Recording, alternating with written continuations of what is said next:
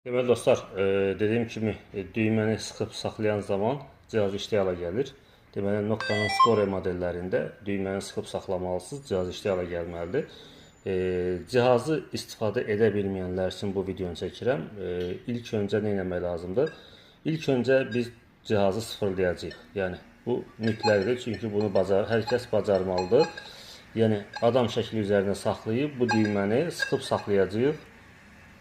FD yazılandan sonra biz düyməni buraxacağıq. Özümüz üçün bizə rahat olsun deyə ekran işığını biz nə edəcəyik burada? Artıracağıq ki, ekran daha yaxşı görsənsin. Deməli, menyudan çıxdıq dostlar. Birinci proqramda saxladıq. Birinci proqramda ilk öncədən multi 1, yəni multi frekansa düşür. Multi 1-də işləyir. Bizə multi 1 yeni başlanğıc lazım deyil. Multi 2 də lazım deyil. Multi 3 də lazım deyil. 15-də gezəcəyik biz. Sabit bir kilohertzdə gezəcəyik. Rahat olsun deyə. Qara metallar burada bağlıdır avtomatik. Biz qara metalları da açıq edəcəyik ki, yəni bütün metalları görsün. Qara metallara zaten dırdır edəcək də, yəni biz onun səsini onsuzdan biləcəyik. Həssasiyyət normalda Zavaskoyda 8 üzərində gəlir. Yəni fabrikalığında 8 gəlir. 8-i biz burada görürük. Biz bunu 4-5 radalarında qritə 4-5-də saxlayacağıq ki, onu da vurğulayım dostlar, cihaz dərin cihazdır, 30'luq başlıqla gəlir. Dərin olduğuna görə deyirəm ki, həssasiyyətini az edəcəyik ki, bizə çox da dərini vurmasın. Çünki birdən çaşıb biz dərini qazacağıq, biz cüzi siqnala, hər hansı bir siqnala elə biləcəyik ki, üzdədir, amma dərini qazarıq.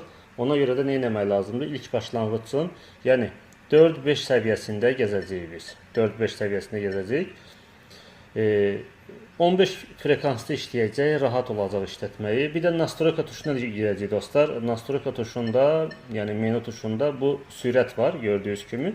Sürəti biz 1-də saxlayacağıq. Çünki yavaş-yavaş gəzəcəyik. Tez-tez gəzən zaman nə olacaq dostlar? Bizi çaşdıra bilər. Yəni biz yavaş-yavaş gəzəcəyik ki, cihazı başa düşək. Sonra isə torpaq ayarı. Bu cihazda 3 dənə fərqli torpaq ayarı var. 3 fərqli torpaq ayarından biri avtomatik torpaq ayarıdır ki, biz bunu bir dəfə düyməni sıxıb buraxmaqla torpaq ayarı görürsünüz avtomatikə keçdi. Bu işarəni burada görəcəksiniz. Və yenə menyudan çıxacağıq. Hava testində, yəni havada torpağa yaxınlaşmadan, yəni havada belə saxlayacağıq. Bu düyməni sıxıb saxlayacağıq və buraxacağıq. Yəni bu formada hava testində buraxacağıq. Cihaz kanalları tutandan sonra cihazı istifadə edə bilərsiniz. Ünvanımız Nərimanov yerləşir. Əliyar Əliyev küçəsi 8, Kosmos yaşayış kompleksində.